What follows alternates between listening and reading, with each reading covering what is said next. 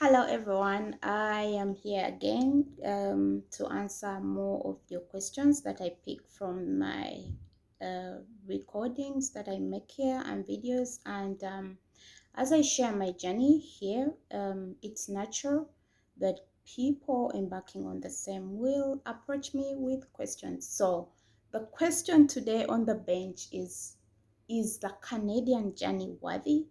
Is it worthy for someone to come here to pursue their education?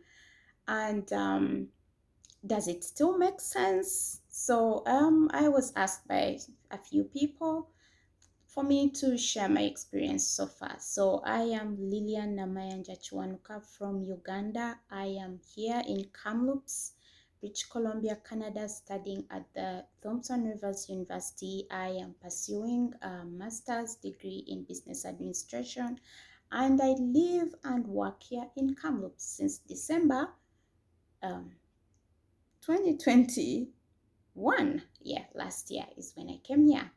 So yeah, I have been here 10 months. Yeah, getting by. I am really getting by. It has not been easy, but with support from my family and a few friends I met here and friends back home, I have made it this far. So I will make my my experience short. I'll shorten it for you, and you will make up your decision on whether it's really worthy or not. So as I record, I will keep on looking at one side because my camera is there. I am not really high tech and good at these recording things. I just do my recording casually because mine is just to share my experiences, to document my experience, nothing more than that. Yeah. So basically, I will say yes, the journey is worth 1,000 tries. It is worthy for you to want to go beyond what you know. Yes, it is important. It is a good thing. If you're in for this journey, pursue it. Yeah, so one thing I know, there are many ways to migrate to Canada if that is your end goal, and education is one of them. However, education is not cheap here in Canada. It is very expensive. If you've done your research and have been in contact with some universities, you have surely seen what they charge international students, especially. So, why do I say it is worthy? Yeah, I think it's worthy because there comes a time in life where you feel you've worked at that organization where you are in your country for uh, that amount of time. Maybe you've climbed through the ranks, but then you've reached like the cap. You cannot be promoted any further, or if it's a promotion, it is not coming with more reward.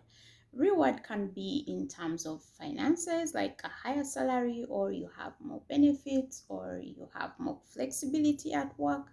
I don't know what you want.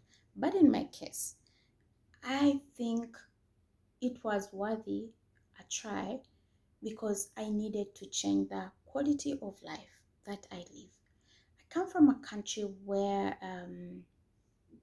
people from Africa, I think, have experienced this. We have a way our communities are organized that is not really encouraging. Then also education that we get there. Um, it is good education, but then there are many people that are not employed. The unemployment rates for the youth are really high. Then we have very high populations that keep growing every day.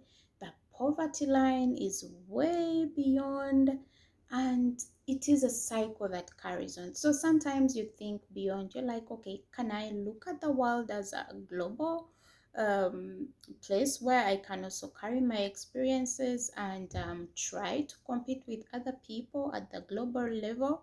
If yes, then having education from universities that are globally recognized makes that journey easy for you. So if you came to Canada to study, the certificates that you get here or the awards you get here or your degrees, they are recognized not only in your country but globally. So that means you can even start getting those jobs on the global scene.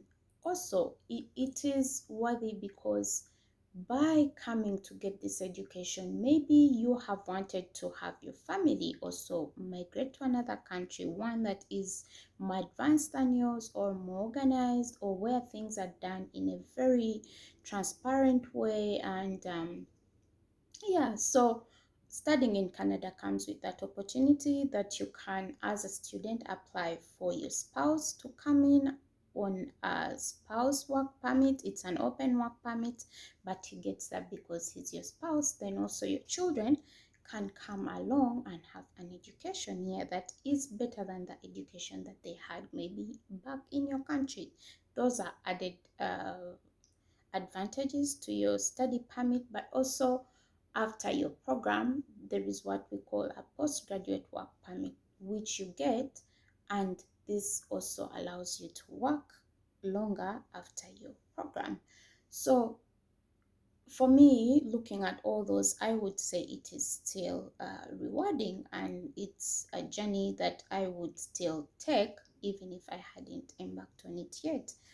And also, as you study, you're allowed to work, and the work here may not really be at the level that you worked in your country. Maybe you had more sophisticated work that you feel was at your level or was more respectful.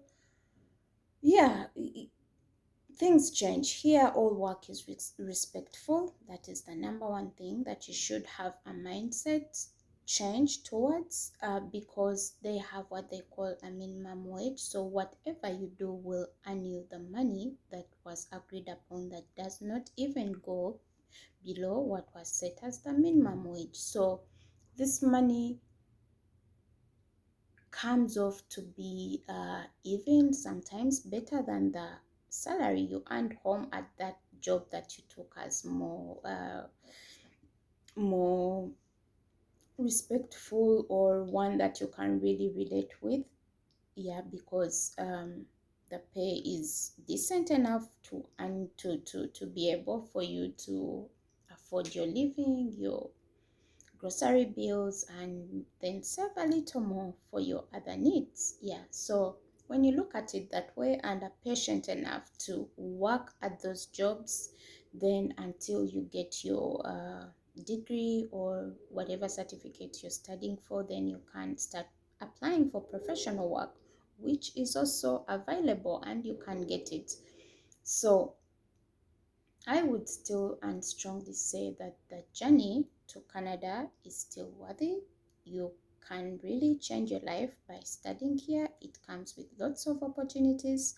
You network with people that you never knew before, people coming from different countries with different experiences.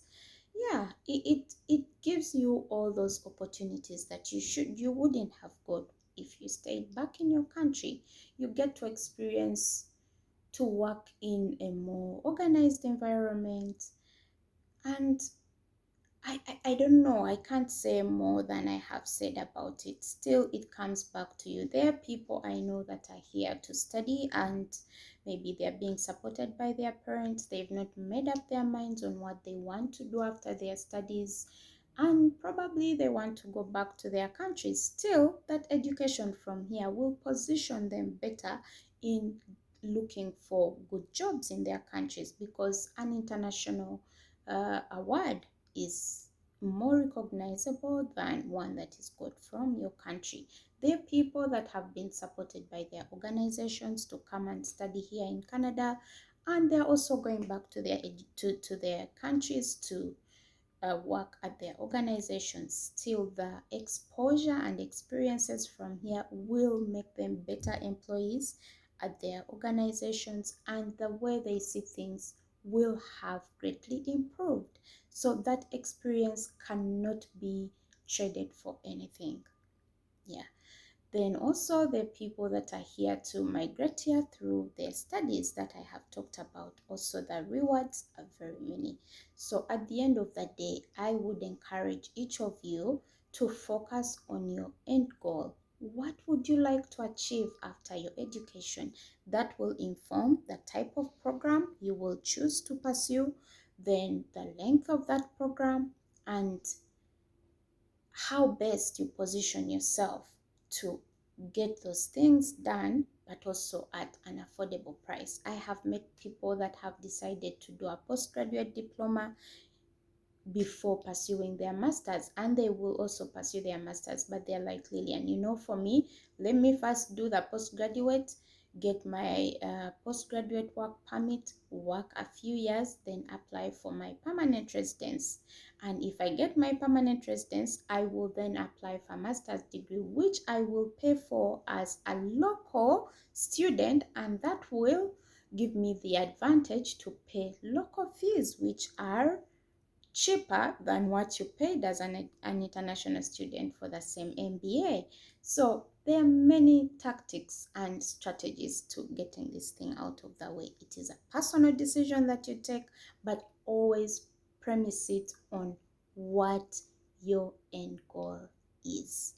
I wish you all the best in your endeavors. I hope you are making those decisions and utilize different platforms. I watched lots of these videos. I didn't work with any immigration consultants. I didn't have anyone draft for me my applications. No, we worked on that with my husband, and it came from the part where we've been watching experiences of people like us coming from Africa and are not really aware of the systems here. And as they kept on sharing, we kept on picking and knowing how best to write paperwork. So you can do it. I am not an immigration consultant. No, I'm not that. I don't work with any, but I just enrich my knowledge through studying the IRCC website, keeping informed about what is going on. Like now I know international students are allowed to work more than 20 hours a week starting November 15th, and we are very happy about that because it will give us the opportunity to work more and earn more. And yeah, everyone would like to earn more. So yeah, that is what I kept on doing. I encourage you to do the same. But if you feel there are things I can help you with, just email me. I will get back to you. It may not be immediate, but I surely will try to get back to you. Um, Thank you for listening to me and watching my videos, and I hope you stay blessed.